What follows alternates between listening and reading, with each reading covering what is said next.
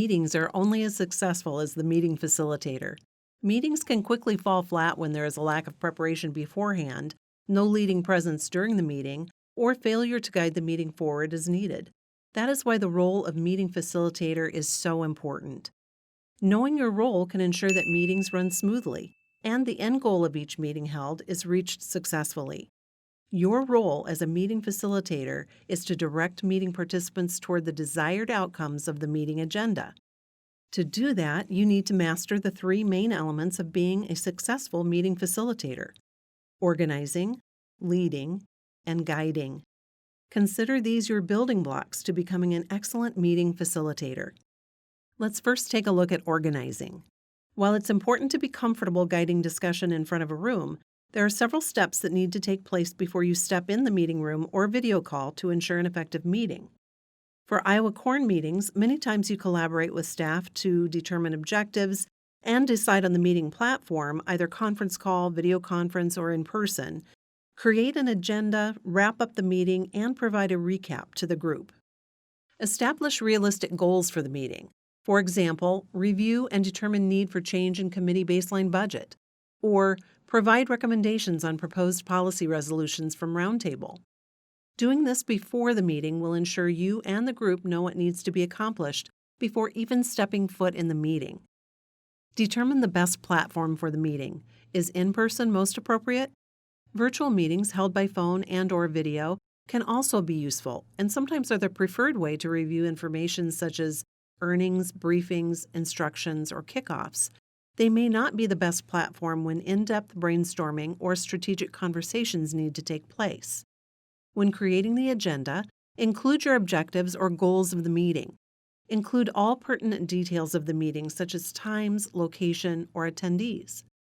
Consider when the committee will be meeting next, what items or decisions are time-sensitive, what items being discussed might cause conflict, and what details or information you will need to provide to the group before or during the meeting if there is a decision that needs to be made.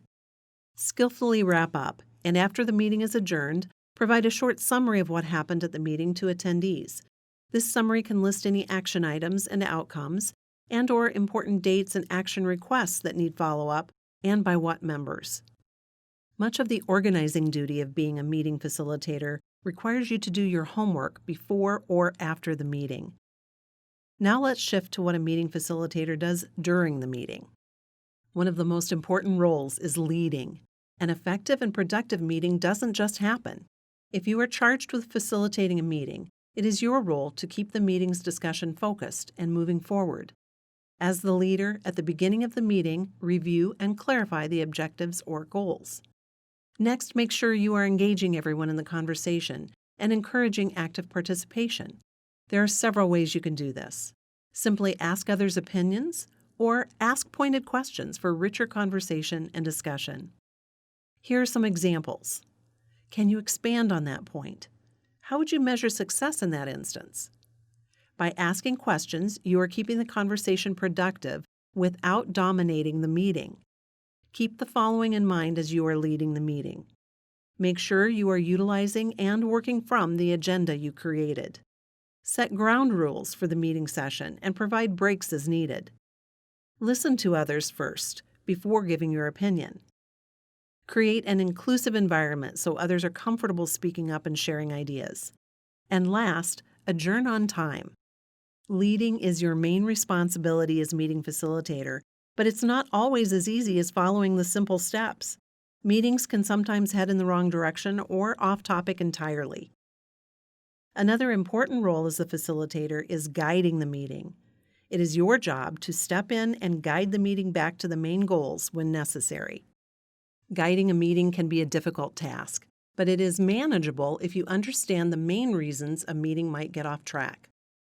3 ways a meeting can derail are topic disagreement conflict, due to a personality of a committee member, off-topic conversations or discussion items. Let's review each of these and how you can guide the meeting back to success. Occasionally, conflict can arise at committee meetings. Conflict or disagreements during a meeting can be good if handled properly. Keep the conflict focused on ideas, not people. Promote positive conflict or disagreement by creating a safe, open environment where people can speak their minds. When a disagreement does come up, suggest using decision devices, such as pros and cons, evaluation sheets, or grids to look at opposing standpoints. Make sure to set ground rules for your meetings to cover when people disagree. If conflict or disagreements turn negative, as the meeting facilitator, listen to the conflicting views. Identify or discuss common goals between the participants. Look for a win-win scenario so that everyone feels they have contributed. Be respectful and encourage positive communication. Sometimes the conflict is due to a topic or decision disagreement. Other times it can be because someone is creating unnecessary arguments or wants to dominate the meeting. The reality is there are times in meetings where attendees create a negative environment. To deal with these types of personalities, there are several things you can do. Have a pre-meeting discussion with individuals if you know there will be a controversial item on the agenda. Again, make sure to set ground rules for the meeting. For those that want to argue, make sure to intervene if needed and turn the conversation over to the group instead of the individual. For those that like to dominate the conversation, you can also intervene as needed by asking others' opinions or attempt to shift the focus away from them. When necessary, you must reestablish ground rules or remind participants to keep it professional.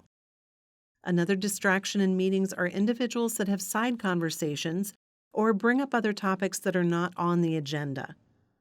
If participants are having side conversations and it is distracting from the group or agenda, ask that they have the conversation after the meeting. If topics come up that are not on the agenda, suggest the parking lot where the item can be discussed at the end of the meeting or placed in the next meeting's agenda.